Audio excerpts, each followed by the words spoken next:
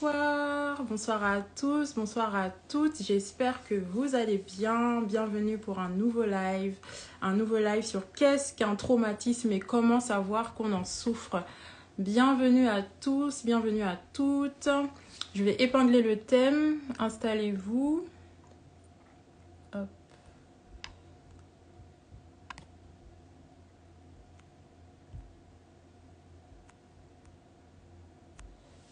Alors, épingler. Hop. Voilà, j'ai épinglé le thème. Bonsoir à tous, bonsoir Claudie, bonsoir Alexia, bonsoir Oumi. Bonsoir à tous pour ce nouveau live sur ce nouveau thème du mois de décembre, ce qui est le thème des traumatismes. Donc bonsoir à tous, installez-vous. N'hésitez pas également à partager le live de ce soir. Si vous connaissez quelqu'un qui a des traumatismes, qui souffre, qui a un esprit abattu, n'hésitez pas à partager le live. Bonsoir Coralie, bonsoir Nini. Bonsoir à tous, bonsoir à toutes. Alors, la parole de Dieu, elle nous dit qu'elle nous libère. Et dans la parole, il est également écrit que vous connaîtrez la vérité et la vérité vous affranchira. Et vraiment, ce soir, on est vraiment là pour parler de traumatisme et être libéré pour toute personne qui souffre de traumatisme. Donc vraiment, je proclame vraiment cette parole sur ta vie. Tu seras rendu libre au nom de Jésus. Donc n'hésitez pas à partager le live. Bonsoir Coralie. Bonsoir à tous. J'espère que vous allez bien. Cookie. Alors du coup, moi je suis Cindy. Je suis avec Isha sur la plateforme Préserve ton cœur. Et parce que moi aussi j'ai envie de voir des vies restaurées, des personnes vivre pleinement leur vie dans la joie, dans la paix et d'être vraiment en bonne santé émotionnelle et spirituelle. Donc vraiment c'est pour ça que aujourd'hui je vais pouvoir faire ce live avec vous. Amen, amen. Donc encore une fois, ce soir on va parler de qu'est-ce qu'un traumatisme et comment savoir qu'on en souffre. Et avant toute chose, avant de commencer, on va juste recommander ce live au Seigneur et prier tous ensemble. Amen. Alors, Père de grâce, merci pour ton amour, pour ta fidélité, pour ta bonté. Merci de nous avoir gardés tout au long de cette journée, Seigneur. Nous voulons te recommander ce live, Seigneur, entre tes mains, que vraiment ce soit moins de moi, mais plus de toi, plus de ton esprit, Seigneur. Que ce soit toi, Seigneur, qui parle au travers de moi. Que tu puisses être l'alpha et l'oméga de ce temps, Seigneur. Que tu nous conduis, Seigneur, dans toute ta vérité, Seigneur. Qu'une personne, Seigneur, qui est blessée, qui est détruite, Seigneur, qui souffre de traumatisme, Seigneur, puisse recevoir une parole qui vient de toi, Seigneur, et être guérie, Seigneur, et qui puisse commencer vraiment un cheminement vers toi au nom de Jésus. Amen. Amen, amen. Bonsoir à toutes, bonsoir à tous. Donc, aujourd'hui, on va parler de qu'est-ce qu'un traumatisme et comment savoir qu'on en souffre. Donc, est-ce que vous savez qu'est-ce qu'un traumatisme? N'hésitez pas à partager. Pour vous, qu'est-ce que c'est un traumatisme? N'hésitez pas. Pour ceux qui sont connectés, Coralie, Taya, n'hésitez pas.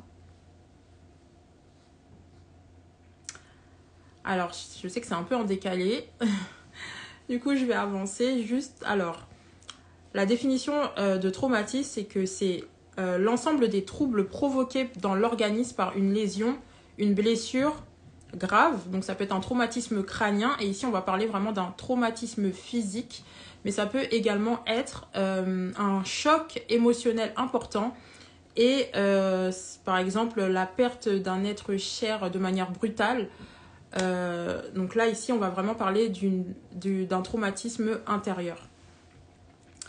Maintenant, dans la Bible, on ne parle pas proprement dit du mot traumatisme, mais nous avons des synonymes tels que choc, blessure, dommage, atteinte, lésion et séquelles. Et nous, sur cette plateforme, vraiment, on parle de l'âme. Et on sait que l'âme, c'est le siège de nos émotions.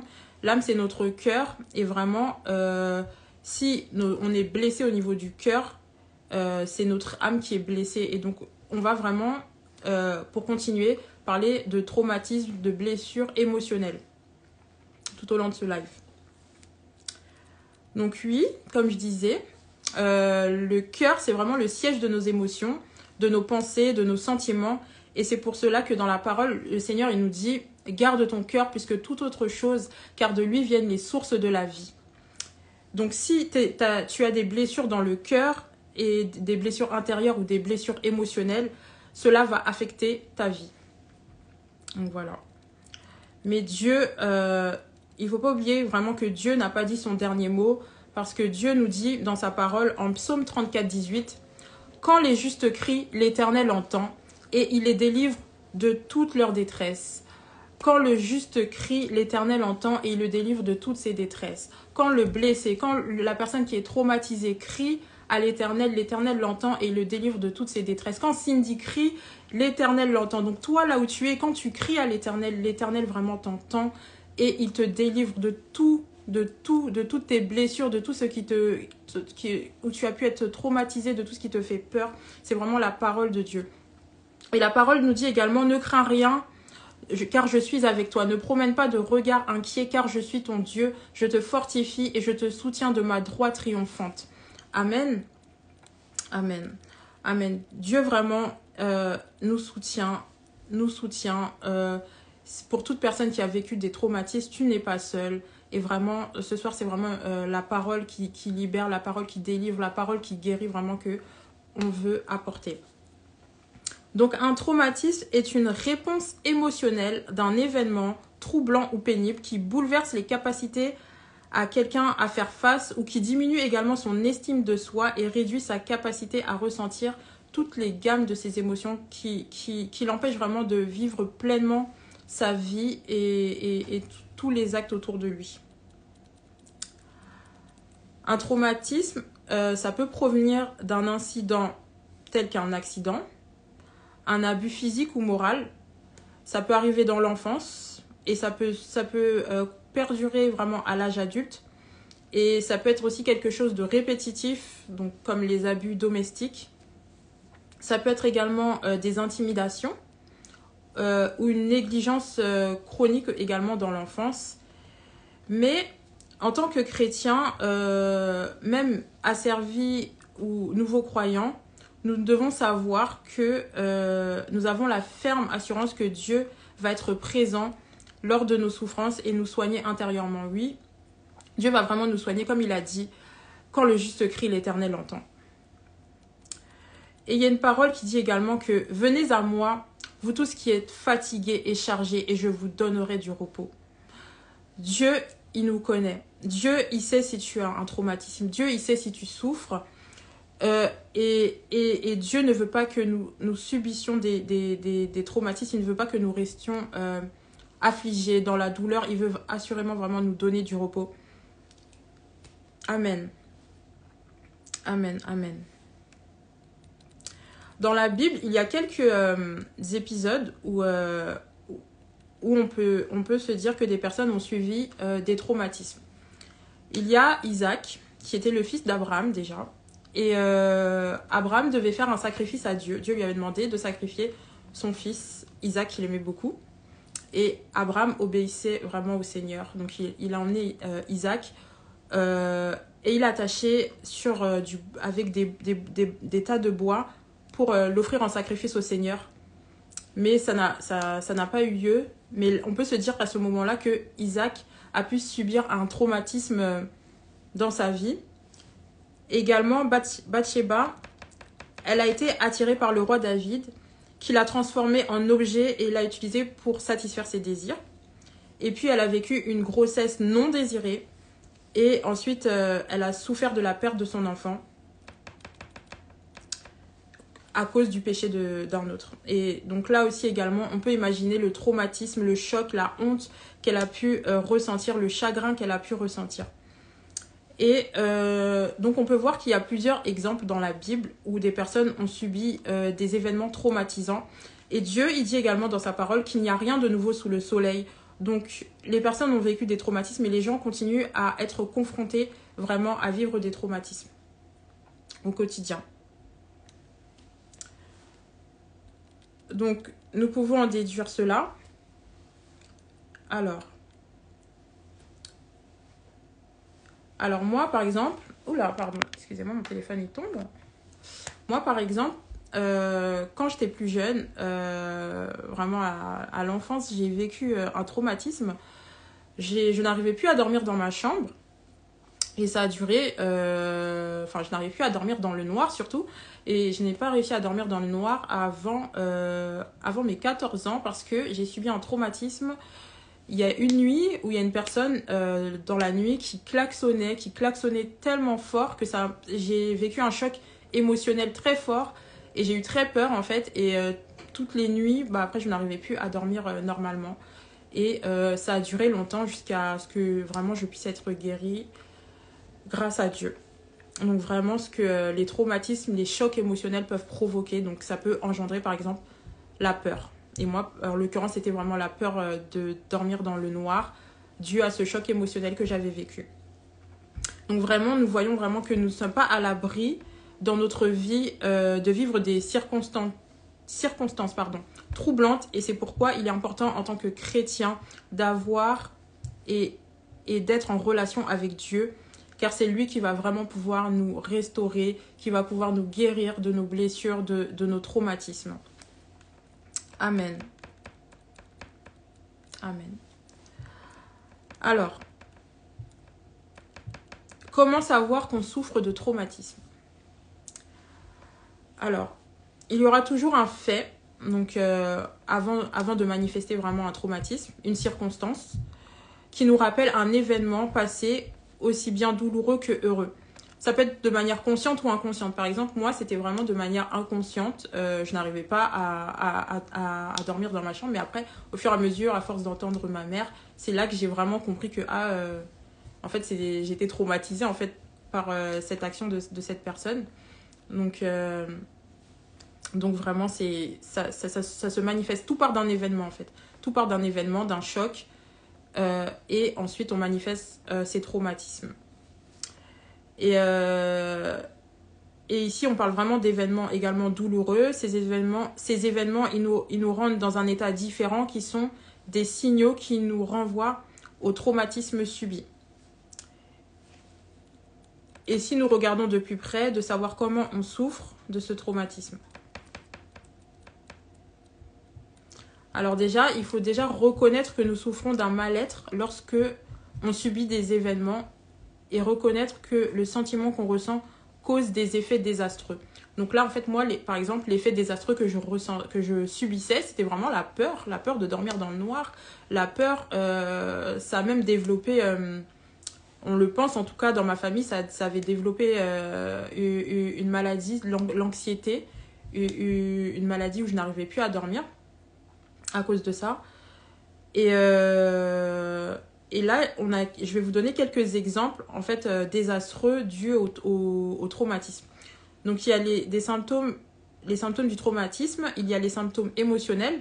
Donc, il y a l'anxiété, donc comme mon cas. Il y a aussi les intenses sensations de peur, la colère, la tristesse, la culpabilité, la honte également. Par exemple, moi, j'étais quelqu'un aussi, j'ai été très souvent honteuse de parler en public. J'ai très souvent eu honte de parler en public.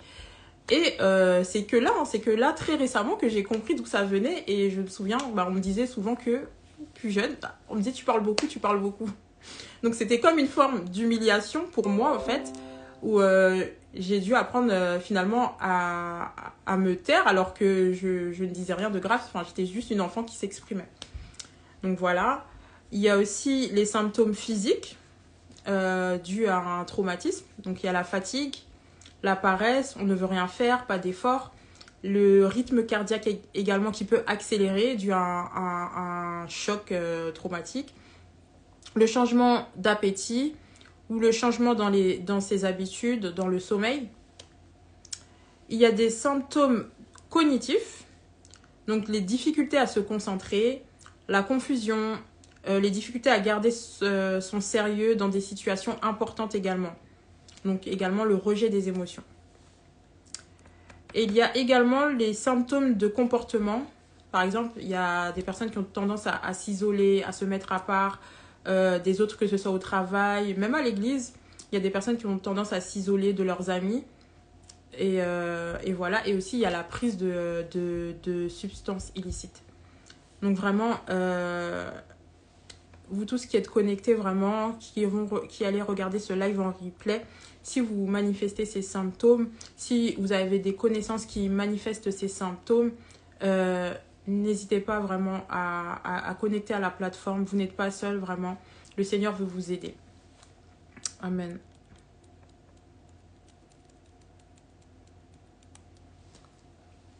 Amen. Amen. Bonsoir à tous. Bonsoir Audrey qui nous rejoint. Bonsoir Sissi. Bonsoir Soleil. Bonsoir à tous. Bonsoir. Donc on parle des traumatismes. On a vu qu'est-ce que c'était qu'un traumatisme. Et là on est sur la partie de comment savoir que l'on en souffre. Amen.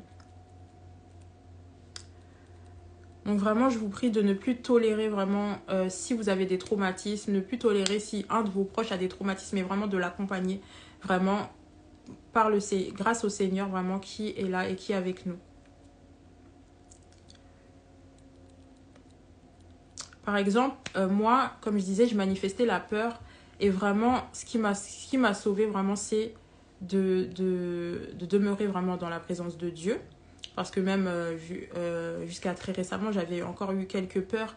Mais vraiment, l'amour du Seigneur, c'est ça qui bannit la peur. Et il le dit dans sa parole que l'amour parfait bannit la peur. Et l'amour parfait, c'est l'amour de Dieu. C'est l'amour de Dieu. Et vraiment, la foi également. Et la foi également nous donne la ferme assurance que nous pouvons être délivrés et que nous pouvons être restaurés. Parce que la foi, elle vient de ce que l'on entend. Et ce que l'on entend vient de la parole de Dieu. Donc voilà. Vraiment. Et Dieu, il est là pour nous apporter sa parole. Et c'est ça qui va nous aider. Alors pourquoi alors pourquoi toi tu ne vas pas avoir la foi en Dieu pour qu'il puisse te sauver de ce traumatisme? Et pourquoi ne pas avoir l'amour de Dieu pour pouvoir être sauvé de ces traumatismes? Amen. Alors, on va juste conclure. Ça va pas être long ce soir. Mais du coup, un traumatisme, qu'est-ce que c'est? Comme on l'a vu, le commencement d'un traumatisme se reflète par un événement troublant, un choc, une blessure qui laisse une empreinte sur notre vie, mais que Dieu peut restaurer. Et nous savons que nous souffrons d'un traumatisme quand nous n'arrivons pas à vivre pleinement sans réaction à ce traumatisme. Nous sommes troublés. Nous ne prenons pas des décisions que nous souhaitions prendre, mais c'est comme si nous avons un voile dû à ce traumatisme.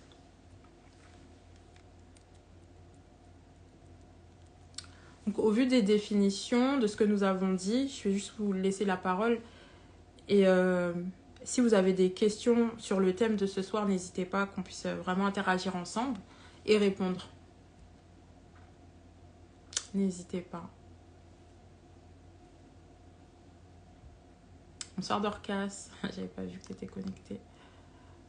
N'hésitez pas à me poser des questions sur les traumatismes.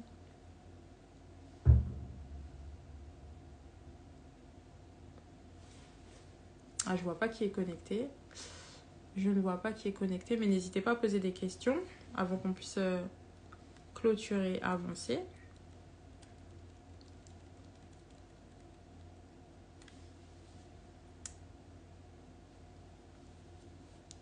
Amen. Alors, je ne reçois pas de questions. Bonsoir, Gutlemben M. J'espère que je l'ai bien dit. Bonsoir. Donc là, on est dans le live sur Amen. Merci. Toi aussi, sois béni. Alors, comment aider les personnes qui en souffrent mais ne sont pas rendues compte? Donc, comment aider les personnes qui souffrent de traumatisme? Bah déjà, il faut, je pense, les écouter, vraiment les écouter et leur parler vraiment de l'amour de Dieu et leur donner ces paroles que j'ai partagées au début. Dieu, il dit, quand le juste crie, l'Éternel l'entend et il le délivre de toutes ses détresses. Donc vraiment, c'est l'amener à connaître le Seigneur, l'amener à connaître ce que Dieu dit sur sa vie, l'amener à connaître vraiment son identité, afin que vraiment il puisse développer sa foi et cet amour. Vraiment. C'est l'amour surpasse tout en fait.